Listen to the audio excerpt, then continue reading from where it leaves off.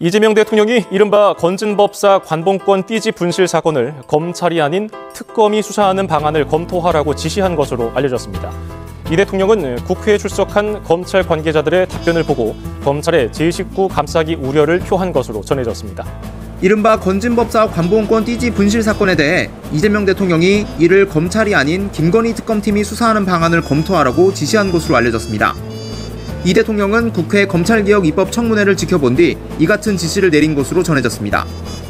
청문회에서 여당 의원들은 건진법사 전성배 씨의 불법 자금 의혹을 추적할 핵심 증거인 관봉권 띠지를 분실한 경위를 추궁했는데 5천만 원대 돈다발을 기억 못하는 대한민국에 그리고 그런 정신머리를 가진 수사관이 어떻게 검찰을 근무합니까?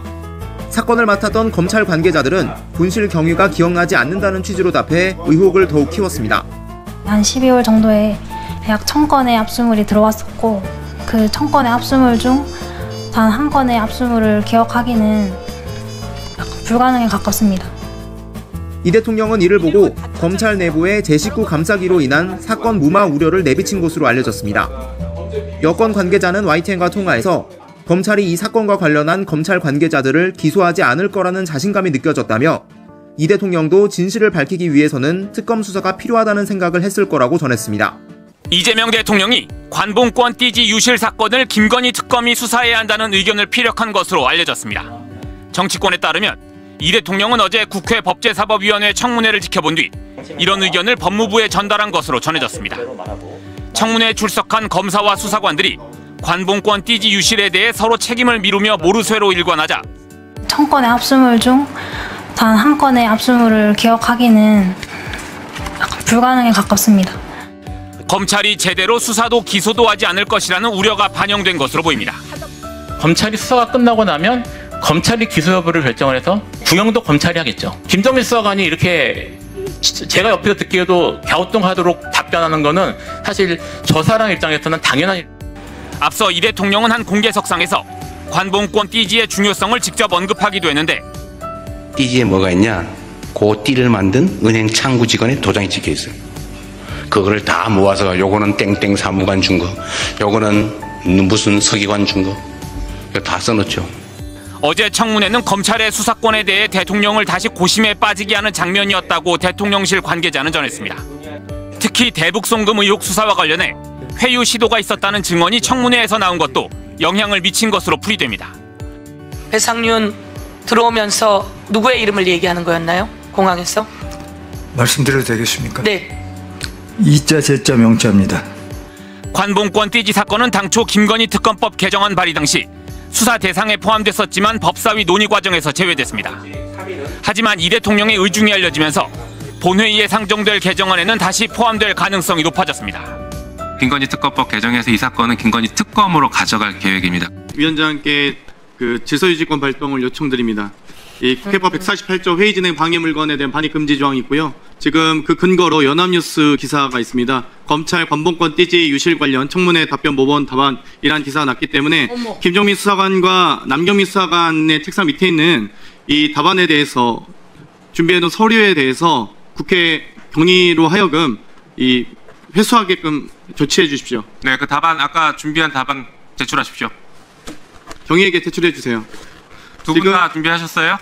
본인이 메모지를 작성한 게 아니라 답안지를 만약 가져가지고 네. 정답을 맞춰서 두 분의 답안지가 일치하는 모범 답안이라면 사전에 사건 모의 정황이 드러나는 겁니다. 그럼 바로 제출하십시오. 위원장님 경위를 통해서 행정실을 통해서 회수해 주십시오. 네, 가서 회수. 아주 중요한 자료입니다. 그 답변이 그 답안지와 일치한다면 두 분 다 위증에 사전 모의하신 겁니다. 이 답변에 대해서 아시겠습니까? 국회를 모독하신 국회 모독죄로 당연히 고발 처리할 겁니다. 어떻게 알았어? 지금 보십시오. 수사관 두 분은 대한민국 검사와 답안을 만들어가지고 와서 입맞춤을 하려고 하고 있고 검사 두 분은 뒤에 잠깐 앉아 계신 사이에 두 분이 만나서 또 증언을 서로 협의하고 있고 이게 지금 검찰의 그 내용 제출한 답안지가 진짜 모습입니까? 국민들이 일치하는지 Q&A인지 확인해. 검찰을 믿고 살아도 됩니까? 지금 뭐 하는 거예요? 이해할 수 없습니다. 일단 각자 자리로 돌아가십시오. 검사가 왜 그러시지? 검사가? 아니, 검사들이 왜 이러십니까? 자, 우리 수사관 두 분 이 자료 저희가 복사해도 되겠습니까? 제출하실게. 네. 제출하시겠어요? 네. 네, 저희가 제출 받겠습니다. 제출 받고 속기록에 남겨두겠습니다. 자, 이게 남경민 수사관 이거 작성 누가 하셨어요? 모범 답안? 모범 답안이 아니라 질의응답 예상해본 겁니다. 누가 작성하셨어요? 본인이 직접 함께 했습니다. 누구랑? 김정민 수사관과 만나서 준비했습니다. 네. 모의하신 거예요? 사전에 모의하신 거네요, 그러면. 큰일 났네, 저 사람들. 겁도 없네. 진술을 입맞춤했다고요? 검찰에서 추석 요구에도 진술을 입맞춤합니까? 장경태 의원님 마이크에 대고 말씀하십시오. 아니, 두 수사관은 검찰이 진술 요구할 때도 출석 요구할 때도 입맞춤하고 가세요? 사전 모의했다고 진술하세요? 검찰 가셔서도? 답안 일치하는지 확인해 주세요. Q&A 본인들의 지금 여기 청문회장은 본인들이 기억하는 내용을 진실로 답변하라고 있는 자리입니다. 모범 정답을 외워서 답변하는 자리도 아니고 컨닝해서 답변하는 자리도 아니라고요. 근데 그걸 사전에 모의해서 두 자료가만 일치하면 사전 모의 정황도 드러나는 겁니다. 아시겠어요? 그러면 지금까지 답변 다 허위 진술로 우리가 그러니까 신빙성이 있다고 보겠습니까? 그러니까 답변을 기억해서 한 게 아니고 지금 답안지 다 저희가 지금 속기록 다 확인할 거예요. 비교대조해서. 근데 저 모범 답안대로 만약 답변하셨다. 그러면 사전 모의해서 실제 그 진술도 입맞춤한 거죠. 그러면 그걸 우리가 신뢰성 있게 보겠습니까? 계속 그렇게 하세요, 그럼. 네. 다시 한번 좀 정리하겠습니다. 검찰에서 오신 4명의 증인분들은 수사하셨잖아요. 그리고 수사에 직접 간접적으로 관여하시잖아요. 재판도 하시고 이런 상황이 피의자가 이런 상황을 했다고 생각해 보십시오. 이거 용납하겠습니까? 난리 났겠죠. 아마 영장 구속영장 쳤겠죠. 이 정도면 증거인멸. 작성인이 변호인인지 저거 확인해 주십시오. 저거 변호사의 조력을 득하는 것도 위원장에게 어찌됐건 네, 보고해야 될 사안입니다. 조금 이따 확인해 보겠습니다. 지금 국회를 얼마나 우습게 알면, 그리고 국민들을 얼마나 우습게 알면 지금 이런 행동들을 하십니까? 동시다발적으로 지금 이게 뭡니까? 국회 청문회가 이렇게 우습습니까? 관련해서 답변 수사 내지 이번 오늘 답변하러 나오기 전에 선배 수사관들과도 협의를 했나요? 조언은 많이 받았습니다. 조언을 많이 받았나요? 그러니까 나오기 전에 어떻게 얘기하면 좋을지 이런 것에 대해서 계속 당연히 물어봤겠죠? 네. 선배들이 대체로 뭐라던가요? 억울한 부분 다 이야기하고 오라고 하셨습니다. 지금 남수사관은 억울하다는 취지인가요? 네, 맞습니다. 어떤 점이 억울하죠? 뭐가 억울하죠? 뭐가 억울해요? 그게 억울한 걸 얘기하세요, 다. 저는 해당 현금을 보지도 못했고 수리한 담당자도 아닌데. 근데 왜 둘이 입을 왜 맞춰요? 청문회에 아무 준비도 안 하고 올 수는 없지 않습니까? 말씀하시면 되죠. 장경태 의원님. 예. 김정민 수사관님. 남들 다 폐기해 비읍 씌웠더라. 메모는 병신이란 얘기예요? 비읍 씌웠어의 의미는 뭐예요? 넘어가겠습니다. 1. 기억 1000건. 아니 뭐 나중에 국정감사 나오셔서 얘기하세요. 1. 더 큰 무대에서 하게 해드릴 테니까 답변. 1. 기억 1000건. 2. 패미 나몰라. 3. 책임 수사 중. 이렇게 논리 구성을 하셨나 봐요. 그렇죠? 이거 메모 본인이 하신 거 맞죠? 네, 자필 맞습니다. 맞죠? 네. 남경민 수사관님. 네. 질문 드리겠습니다. 12월 17일에 김정민 수사관이 병가로 조퇴했나 봐요? 네, 맞습니다. 그래서 남경민 수사관이 접수를 받으신 거예요? 아닙니다. 그러면요, 누가 접수 받았죠? 그날은 접수된 물건이 없습니다. 12월 18일 날 그러면 네. 김정민 수사관이 문제의 현금을 수리했다는 거죠? 네. 19일 날 다시 수사팀 계장님이 와서 접수 취소해달라고 했는데 여기에 사건 개요가 아주 자세하게 잘 정리되어 있네요. 두 분이 입을 잘 맞추시면서 논리 구성도. 근데 왜 이 작성한 대로 논리 구성을 안 하셨어요? 하나하나 다 질문 드리겠습니다. 19일 날 이 지금 최선영 계장이 접수 취소해달라고 한 거죠? 아니요. 다른 계장님인가요? 어떤 계장님이시죠? 이름을 말씀드릴게요. 네, 실명 말씀하셔도 돼요. 이주연 계장님. 네, 이주영 계장님인가요? 이주연입니다. 이추영 계장님. 이주연입니다. 이주연 계장님이시고요. 보통 이렇게 접수된 물건이 접수 취소된 사례가 흔한 사례입니까? 흔하지 자주 않죠? 있습니다. 그러면 이 현금 개수는 누가 하셨어요? 거기에 대해서 모르시나요? 남경민 수사관은? 개수는 개수기를 빌려 여기 써 있는데요. 개수기를 빌려달라 하여 내어드렸을 뿐 현금 확인에는 전혀 관여하지 않았습니다. 그날 이주연 계장님하고 최선영 본인이 쓴 거 아니에요 이거? 지금 전은이라는 표현이 김정민 수사관이 병가를 좋대요. 제가 혼자 사무실에 있었습니다 하고 보는 거 보니까 본인이 쓴 거잖아요. 그죠? 이거 결정적 수사, 지금 증거자료 2개 확보된 거예요. 아시고요. 지금 현금을 수리했습니다. 김정민 수사관이. 근데 본인은 수사팀 계장님이 이주연 계장님이 개수기를 빌려달라 하여 내어드렸을 뿐 현금 환입기에는 전혀 관여하지 않았습니다가 맞습니까? 네. 근데 앞뒤 다 다른 거 아시죠? 3,300매가 들어오면 현금을 확인하는 게 이 접수계의 수사관의 의무라고 본인이 또 써놨어요. 앞뒤 제가 다 분석해서 대변한 겁니다. 예, 알겠습니다. 하셨는데 그러면은 접수계를 그러면 이 계장님이 접수계 가져가서 현금 다 숫자 확인하신 거죠? 예. 그러면 해당 현금이 관봉권임을 알았을 것이라는 주장, 이것도 개수기 빌려준 날 현금이 관봉권이라는 사실 및 사건 내용을 공유받지 못했음. 그러면 여기에 대해서 개수기와 더불어 현금도 같이 내어드린 거예요? 이제 셋이라고? 그건 아니에요? 현금은 그쪽에서 가져오셨습니다. 가지고 계신 상태에서 개수기 세는 건 못 봤어요? 그냥 옆에서 세시고 저는 제 그때 이제 관봉권 막 팩을 떼시던가요? 비닐팩을? 보지 못했습니다. 그건 못 봤고요? 네. 그냥 세는 것만 봤고요? 네. 그러면 이 해당 이주연 계장이 그러면 아마 이 관봉권 비닐팩 띠지 관봉권 수사 대상에 올라야겠네요? 네. 훼손했던. 알겠습니다. 아무튼 앞뒤가 너무 안 맞는데, 자, 김정민 수사관님. 네. 일요일 날 만나서 하셨다고 했는데 몇 시에 만나서 두 분이서 남경민 수사관 남편이랑 있었다고 했죠? 네. 세 분이 있으셨어요? 네. 세 분이 어디서 누구 집에서 있으셨어요? 저희 집에 있었습니다. 본인 집에 있으셨고요? 그렇습니까? 네, 맞습니다. 김정민 수사관? 네. 지금 1번부터 6번 구성을 잘 하셨어요. 1번 띠지 폐기, 2 기억 인지 문제, 3 지시 여부, 4 책임 소재, 5 원형 보전, 6 개수. 그래서 아까 사무규칙 4조 이렇게 개수에 다 잘 써 넣으셨어요. 여기에도 지문 확인하라고 하면 다 장갑 끼고 합니다라고 다 적어 놓으셨더라고요. 잘 하셨습니다. 근데 여기에 검사는 없었습니까? 언제 말씀하시는 걸? 이 문건을 작성하는 과정에서 검사가 지시하거나 검사와 통화하거나 이 내용을 컨펌 받은 적 없습니까? 그 작성한 서류 말씀. 이 문서요? 없습니다. 아, 그래요? 자, 메모 2. 하루에 압수물품이 평균 몇 개 정도 들어온지 확인 필요. 몇 건이 아니라 몇 개 정도 기준인지 얘기해 줘야. 메모 5. 이걸 앞으로 빼서 압수조서의 금액과 개수에 써져 있다는 거 먼저 언급. 이거 검사가 수사관들 지시사항 적을 때 쓰는 메모지 양식이에요. 모르세요? 저희 남편이 쓴 겁니다. 검사예요? 남편이? 아닙니다. 근데 메모지를 활용해요? 제 3자의 입장에서 남편도 수사 받으셔야겠네요. 예? 그렇죠? 알겠습니다. 이거 지금 검사들이 수사관을 지시하는 문건 그대로 쓰신 거예요. 몇 시에 집에 모여 계셨어요? 몇 시입니까? 1시에 만나서 5시쯤 헤어졌습니다. 그래요? 5시쯤 만나셨으면 메모 1은 4시 38분에 작성됐고 메모 5는 4시 52분, 16시 52분이네요. 그래서 메모지 적고 바로 헤어지신 거예요? 이제 이렇게 구성하자.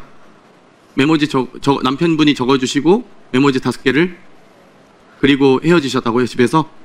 남편 폰까지 다 하면은 통신 확인, 사실 확인 조회 해야겠네요? 제3자 입장에서 이해가 안 가는 부분을 조언을 해준 겁니다. 그러니까 남편이 조언해준 거 검사의 지시사항이 아니라는 거잖아요. 그럼 이 문건은 위에 있는 선배 수사관이나 검사 등에게 회람된 적이 없었나요? 없었습니다. 없지. 본인들 두 분과 남편분이 3명이 쓰셔서 이걸 작성하셨다는 거군요. 전 이거 다 조사 받았으면 좋겠고 아마 차차 진실이 밝혀질 거라 봅니다. 지금 제 식구 감싸기부터 해서 논리를 많이 적어 놓으셨더라고요. 수기로도 원형 보전 원칙부터 시작해서 뭐 관여하였다 이 얘기 하셨는데 이 뒤에 쓰신 회람한 분 없다고 하셨죠? 이 번호는 4350 네이버 이메일은 누구 이메일과 번호입니까? 그거 제가 업무하면서 그러니까 관계자는 아니신 거죠? 이 이메일과 핸드폰 저희 알아보긴 할 거예요. 조사는 할 건데 네, 위증 안 하셨으면 해서 그냥 메모만 하신 거지 사건 관계인 아니다 네. 하는 말씀이신 거죠. 그러면 1월 9일에 띠지 없어졌다 질책했던 검사 이름은 누구입니까? 최재현 검사님이요. 최재현 검사가 와서 최재현 검사가 원형 보존 지시를 했는데 다시 1월 9일 날 그걸 발견하고 와서 갑자기 왜 왔을까요? 1월 9일 날? 관본권 추적하신다고 영치창고에 가서 박스를 열어보셨는데 띠지가 사라져 있어서 저한테 전화를 해서 문의를 하신 겁니다. 그래서 질책을 하셨다. 그래서 앞으로는 다시는 그런 일이 없도록 했다. 관련 사무규칙도 바뀌었다라고 하셨어요. 1월 9일 날 사무규칙은 아닙니다. 최재형 검사가 와서 매뉴얼이 바뀌어서 이 일을 계기로 매뉴얼이 바뀌었다. 내부 이렇게 매뉴얼과 표현하셔서. 규칙은 다릅니다. 알겠습니다. 저는 관본권의 수리나 폐기와 무관하고 전혀 관여한 적이 없다는 저의 입장을 소명하기 위해서 대검 감찰이 시작되고 나서 감찰 3과에서 저를 불러주시기만을 기다리고 있었는데 단 한 번도 저를 불러서 대면 조사하지 않으신 채 하루 만에 피의자로 입건되었습니다. 그 부분이 국민들께서 보시기에도 매우 불공정할 것이라고 생각이 되고 아까 압수조사와 압수물 총목록에 현금 3,300매, 5만 원권 3,300매라고 기재되어 있다고 말씀드렸었는데 거기에 비닐과 띠지와 포장을 포함한 현금 3,300매라고 기재하지 않은 것은 수사팀입니다. 압수조사와 압수물 총목록을 압수계에서 작성하지는 않습니다. 그 오해를 바로잡고 싶었고 검찰 구성원의 한 사람으로서 중요 사건의 핵심적인 증거가 사라진 것에 대해서는 깊은 사과를 드립니다. 이상입니다. 지금 검찰 대검에 수사받는 게 억울하시다는 입장이신 거죠? 혹시 대검에 수사권이 없는 거 알고 계십니까? 답변해 보십시오. 몰랐습니다. 지금 검찰청법상 부패 범죄, 경제 범죄만 수사권이 있어요. 이게 부패 범죄입니까? 경제 범죄입니까? 아닙니다. 수사권 없죠? 네. 없는 수사권으로 수사받으시니까 억울하시죠? 네. 경찰이 수사해야 될 것 같지 않습니까? 답변해 보십시오. 수사권이 있는 경찰이 수사해야 되는 거 아닐까요? 차라리 그랬으면 좋겠습니다. 네. 자, 김정민 수사관. 네. 마무리 발언하십시오. 네, 검사실과 저희 압수계 간에 의견 차이가 있었는데도 그 사실관계를 명확히 바로잡지 않고도 저희를 입건하여 수사를 하고 있습니다. 지시를 받지 않았는데도 지시를 했다고 저쪽에선 주장하는데 그 사실관계가 비로소 밝혀졌으면 좋겠습니다. 강경태 의원이 그 김모 수사관한테 얘기하잖아요. 아니 본인 이거 받은 적 없잖아요. 비닐봉투로 된 거 받은 적 없잖아요. 그렇게 얘기하면 본인은 아무 문제 없는 거 아니에요. 그러면 누군가가 수사관이든 검사든 이미 증거 인멸해서 준 거 아니에요. 이렇게 얘기를 해도 말을 못해요. 이 수사관이. 그러니까 제가 볼 땐 뭔가 있는 거예요. 아니 많은 사람이 다 아시겠습니다만 내가 범죄가 없다고 얘기하는 상식적인 거지.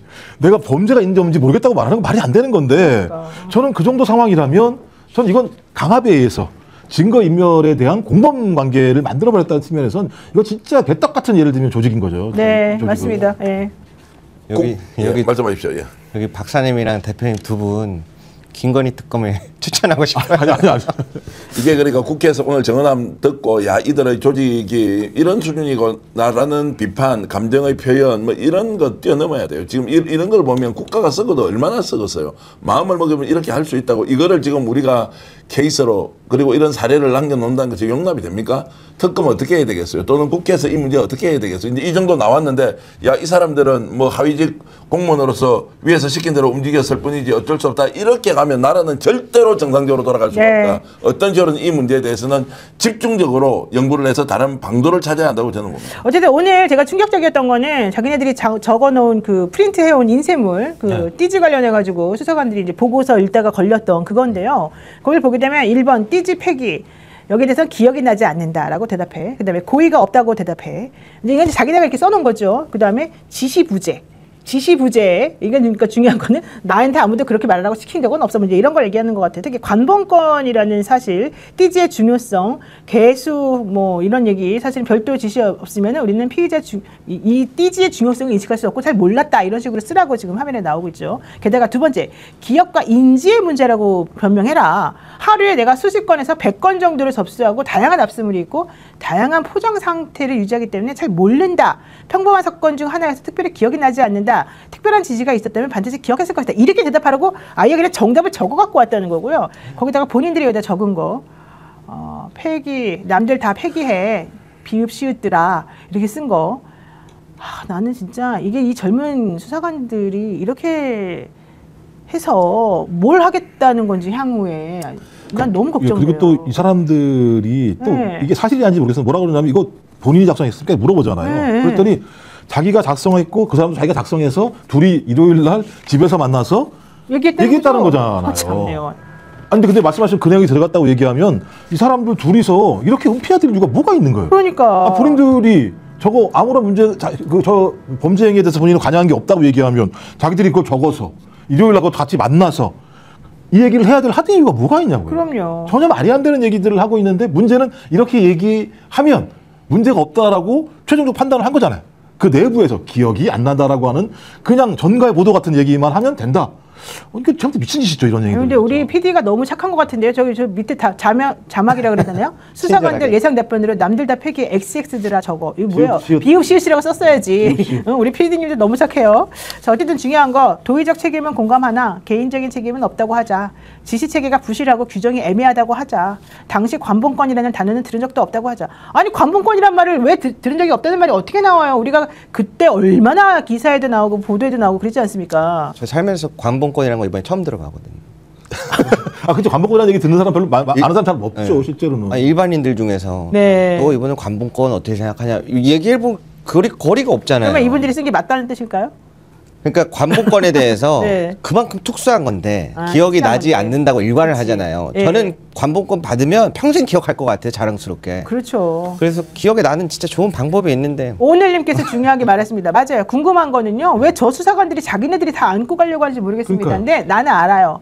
왜요? 이게 물론 이제 검사하고 이 수사관들하고는 사실 직급 체계가 달라가지고 서로 좀 다르긴 하지만 아마도 그 자기네들의 상사나 이렇게 내부적으로 좀 얘기하는 바가 있었을 것이고 향후에 이 공무원 생활도 잘하려면 좀 안전하게 가자 이런 얘기 하지 않았을까 생각이 좀 밀접한 듭니다. 관계라고 봐야 돼요. 아, 근데 이게 그럼요. 근데 그 말이 사실이라면 더 무서운 거죠. 아, 우리가 공모하면 범죄에서 처벌받지 않아.